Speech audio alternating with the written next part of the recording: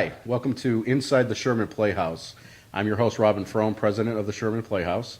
And today we have an actor that I'm sure you recognize named Jack Gilpin. He is a resident of this area, which is great. And you probably have seen him in a couple of TV shows or films that you may have watched in the past. And I'm just going to talk to Jack. Thanks for coming. My pleasure. I appreciate it. Thank you. Jack, why don't you take me through a chronological time period of when you first got interested in the theater or film, and then bring us up to date, and I may interject some things as we go. Okay, sure.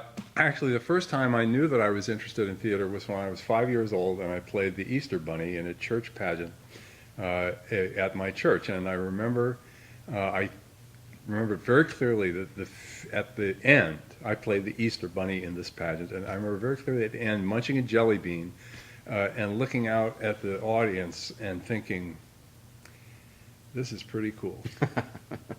and then so I was in plays all through grade school and high school. I went to a boarding school in New Hampshire, which had a very active theater program. And then I went to Harvard and was, I remember I think the week sophomore year when I decided that I didn't want to spend my life behind a desk, and I wanted to give this a try. So I had done a lot of Shakespeare up to that point. I'd done Sartre. We were talking about Jean Genet early on. This is the kind of thing that only gets done in college. And I did a production of The Homecoming by Harold Pinter in college, and plays by Arthur Cope. I mean, I had a wide range of experience. And then I went to New York after graduating in the fall of 1973, and I studied at the neighborhood Playhouse, which is a school of theater there. And then the year after that, I got a job in a non-equity touring show. It was just me and an actress in the back of a Buick with the company manager and the stage manager in the front of the Buick and the set on top of the Buick, doing a play by a man named Louis John Carlino, another name that was sort of in the mists of off-Broadway, doing a tour of high schools and colleges in the Northeast and near Midwest. And it was a kind of a gypsy existence, which was, at that time in my life, was a lot of fun. And then I came back to New York and I got involved with a developmental theater group called the Ensemble Studio Theater, which is still in existence, thriving, one of the sort of premier developmental theaters that is a theater that does new plays and generates new plays. And I did a lot of work there. I did a lot of work at Playwrights Horizons, which is, again, still in existence. I actually did the first play, Times Square, if you remember. Times Square used to be pretty scuzzy. Nothing like what it is now. And Playwrights Horizons, I was in the first play ever performed at what was then the new Playwrights Horizons on 42nd Street, when it had just been converted from a burlesque house, actually a strip joint. Oh, wow. Off stage left, on the wall, I had helped paint the place, but there was one square that they had left untouched that was handwritten in pencil, the names of the strippers and their times. Dot, 12 o'clock, Connie, 12:20, Janice, 12:40. And Bob Moss, who was the guy who founded Playwrights Horizons, had scouted the place. This little elfin man walking into these really pretty gamey places, and he said they would come out on stage, the strippers, with one article of clothing, a watch, and they would stand there and point to different parts of their bodies for 20 minutes, and when 20 minutes would come up, then they'd go off, which is why they had that on. Wow. And then I started to do regional theater in the later 70s, 77, 78. I worked at the old Hartman Theater Company, which was in Stamford. I worked at the Long Wharf a lot I worked a lot in the 80s and 90s there, but Philadelphia and Boston and Washington. And then I really had to make the choice. I knew if you're going to be an actor and you're going to be a professional, you've either got to be in New York or LA, and you have to stay and make your reputation there. So there was a time in 1980 when I was understudying a play on Broadway, actually. I was understudying Sam Waterston, actually, in a play called Lunch Hour by Gene Kerr. And I got offered a job doing the lead in a play called Loose Ends by Michael Weller. I don't know if you know that play or not, but at the Playhouse in the Park in Cincinnati. And I said no, which I had never done before. I'd never turned down paying work before, but I knew that I had to stay in New York. And being an understudy is not so, it's a kind of a nasty job. It's because you feel like a ghost, and it's really doesn't do anything for your career at all. And you don't. I mean, I actually did get to go on for all three of the men that I was understudying, but I knew I had to stay in New York. And within a week after that, within about 2 weeks after that, I got a job. I got cast in a play called Beyond Therapy by Christopher Durang. And you were mentioning breakthroughs. Right. I don't think of them as breakthroughs so much as milestones. That was definitely a milestone for me because it was Christopher had made his reputation already with a play called Sister Mary Ignatius Explains It All for You, which actually the woman who's now my wife and who's I've been married to for 26 years was in the original company of that production. And this was his first play. Beyond Therapy was his first play after that. So it was somewhat awaited. It starred Sigourney Weaver and Stephen Collins, and I had a very nice acting role in it, I think, and so that was kind of what brought me to the attention of a new level of the business. So that's sort of how it started. Okay. And then how did you feel that the television and the film came involved with that? The progress that you make in this business is in very small increments. Mm-hmm. It's kind of like free climbing a rock face. You have to find a little place for your fingers to get each way up.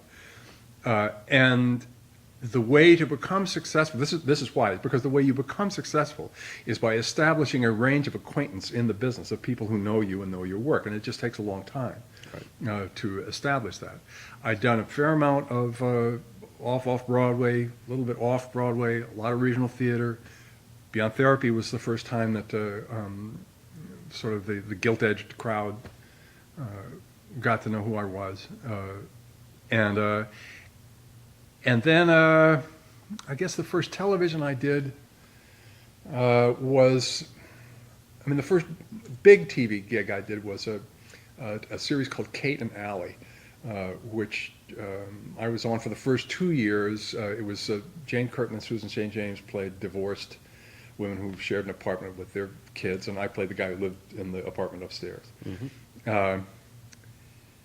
And it was a problem, actually. It was a lot of fun. It was great, but it was a problem because I'm 6'2", and both Jane and Susan are about 5'5", 5'6". So it was hard for the director, Bill Persky, to fit us in the same frame. I mean, literally, wow. It was. So they actually wrote the character out. Oh wow! But that was one of the ways they kept it fresh. It's like Law and Order. They had the central characters, but they had a revolving sort of world of peripheral characters around them. So you always knew when you were going to tune in, you were going to see something new. Right. And then I did my the first film role I got was in 1984. Actually, it was a movie called Compromising Positions. It was directed by a guy named Frank Perry. It was sort of a suspenseful murder mystery with Susan Sarandon and Raul Julia and a whole bunch of New York actors. And one of the actors was a guy named Josh Mostel, who was the son of Zero Mostel. Mm. And he said to the director, there was a very tense sort of kidnap situation at the end. And he said to the director, Frank, we need some comic relief here. What about, and he got the idea of a cop driving up to outside the place where this woman had been kidnapped, where which would ratchet up the tension because there's a cop who might discover what was going on, but he was going to give the cop a comic speech, which they did, and it was such a good idea that it went from 2 lines to about a page and a half of dialogue in the course of about 24 hours. Mm-hmm. And I think the reason I got the job, mostly, was because it was the fall of '84. It was near the election. Reagan against Mondale, and I had committed to driving elderly Jewish women voters to register, and I auditioned for it.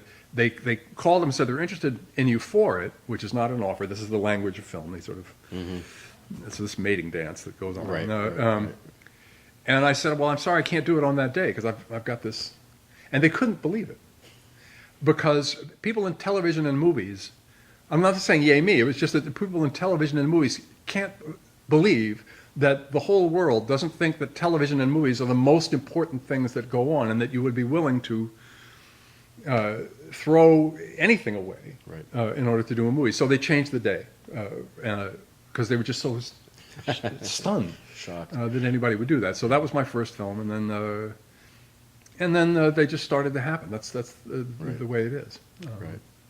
So let's talk a little bit about your family in the theater. Your daughter Betty is a regular on Nurse Jackie. She's a regular on Nurse Jackie, actually, which just got renewed for another season, which is very happy news. Excellent. She's known she's wanted to be an actress since she was about 3, 4. At Playwrights Horizons, way back in the old days,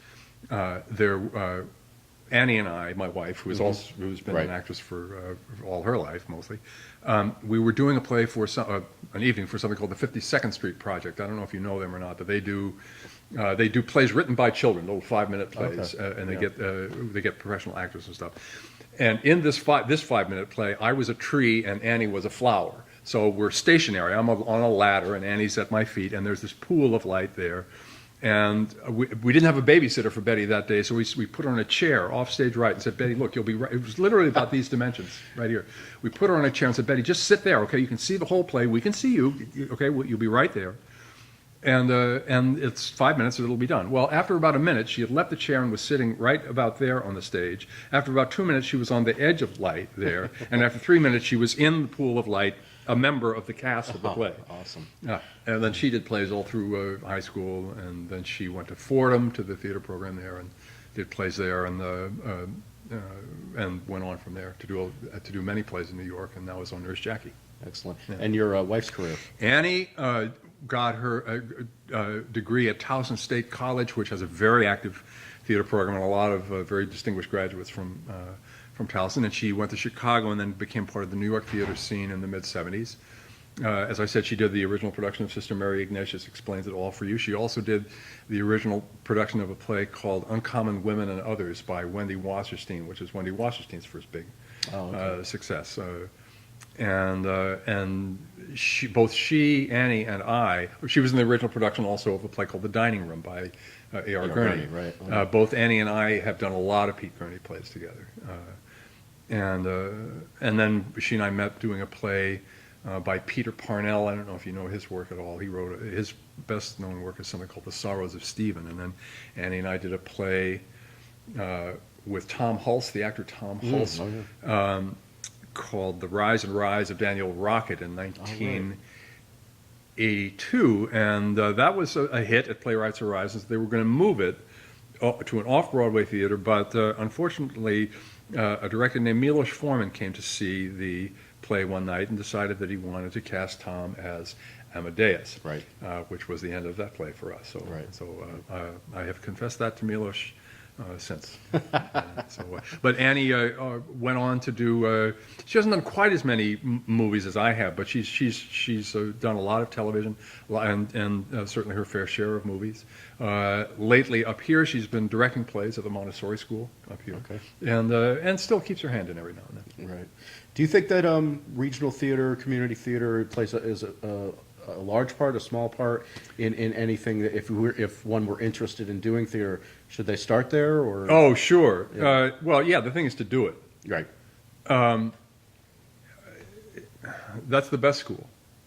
That's the only way that you learn, because acting, you can go to acting schools, but basically they show you, they give you a model of what the interior process is, and they're useful.